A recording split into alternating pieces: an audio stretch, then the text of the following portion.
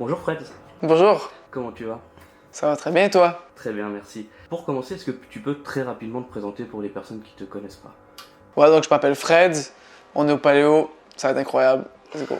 Ok. Pour commencer, on va essayer de te découvrir un petit peu, ton univers musical, comment tu le décrirais?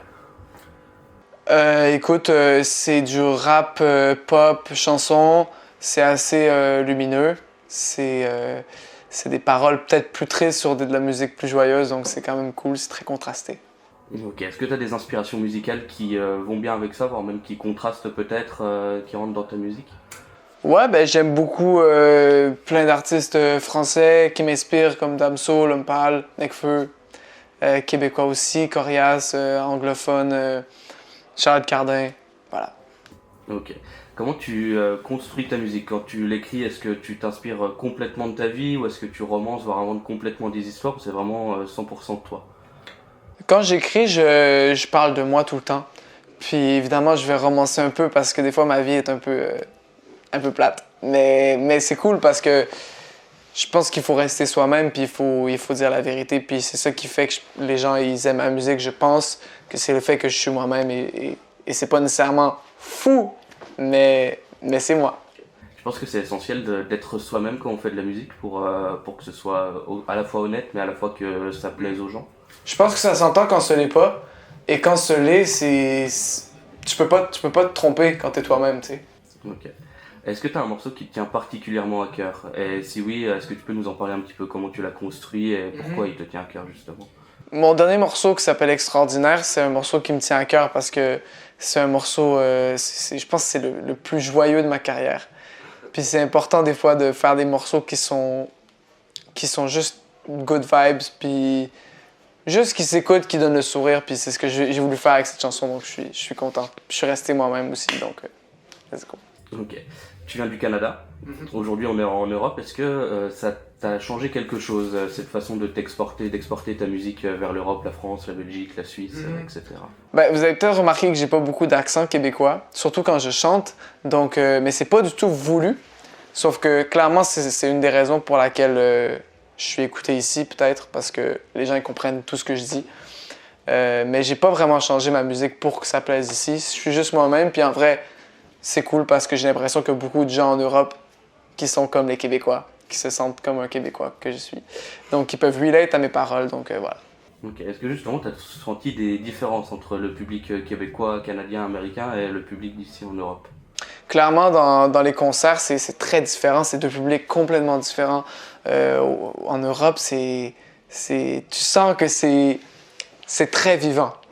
Les gens, ils sont très chauds. Je pense que mes meilleurs concerts, non, mais au Québec aussi, en fait. Mais je peux pas choisir, mais c'est différent. C'est sûr qu'au Québec aussi, c'est beaucoup plus un public diversifié. Donc, tu vas avoir des enfants, des grands-parents, alors qu'ici, c'est plutôt des gens de mon âge.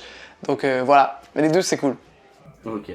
Est-ce que tu as un moment marquant dans ta tournée en Europe, un petit peu en particulier, ou peut-être même au Québec? Ouais, ben récemment, j'ai fait mon plus gros concert à vie. C'était sur les plaines d'Abraham à Québec, en première partie de Big Flo et Oli. Et c'était hyper marquant parce que j'avais 80 000 personnes devant moi. Je pense un humain, c'est pas fait pour être devant 80 000 personnes. C'était complètement fou. Donc, un peu le temps s'arrête et je me suis rendu compte de ce qui se passait. Puis je me suis senti très heureux. Ok. Justement, comment tu t'es senti les 2 minutes avant de monter sur cette scène et les 2 minutes après, quand t'es descendu en réalisant un petit peu peut-être? Ben, avant, j'étais terrifié. J'étais complètement stressé. Je voyais un peu à travers le backstage que c'était plein. Mais en même temps, j'étais confiant parce que c'est un concert qu'on a fait, refait. Donc, puis j'ai confiance en moi quand même sur la qualité de ce show-là.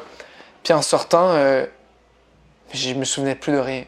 Blackout total. C'est ça qui arrive des fois qu'on est trop stressé, on sort de scène puis on se rappelle plus de rien. J'ai l'impression que c'est un rêve tout ça. Ouais, 80 000 personnes chez toi en plus, ça doit être vraiment. C'était énorme quoi. Ok. Qu'est-ce que t'attends là? C'est ta toute première date de festival en Europe. T'en as déjà fait 2 au Québec si je me trompe pas. Qu'est-ce que t'attends du public cet été? Ben écoute, en fait j'en ai fait 15 au Québec déjà depuis le début de l'été, donc Je suis peut-être un peu trompé. 2 et 15 on y est presque. Mais franchement, je m'attends à un excellent public, un public très accueillant parce qu'à chaque fois que je viens en Suisse, C'est ça que j'ai. D'ailleurs, je pense que toutes mes tournées en Europe ont commencé par Genève, par la Suisse. Et c'est pas pour rien, c'est aussi parce que je sais que c'est un bon public, puis je sais que ça va être un bon moment. Donc, ben voilà, je m'attends à rien d'autre que ce soir.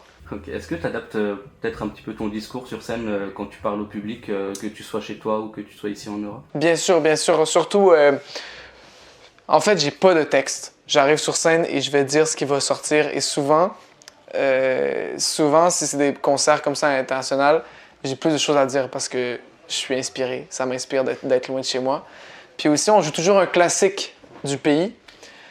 Donc, on va jouer un classique. Mais en fait, ça vient du Québec, mais c'est connu en Suisse et en France aussi. Donc voilà. Donc ça change aussi en fonction de où est-ce qu'on joue.